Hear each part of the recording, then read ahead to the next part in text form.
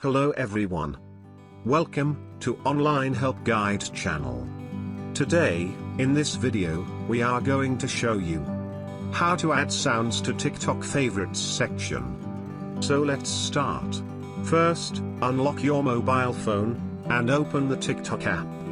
Once you open the TikTok app, choose the sound you want to add to your TikTok favorites section. On the right hand side of your screen, you can see the disc icon. Tap on it. There you will see the button, Add to Favorites.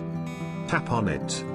And you have successfully added the sound to your TikTok favorites section. I hope this video was helpful, and you are able to add the sound to your TikTok favorites section. Thank you for watching Online Help Guide. And don't forget to subscribe and hit the bell icon to our channel.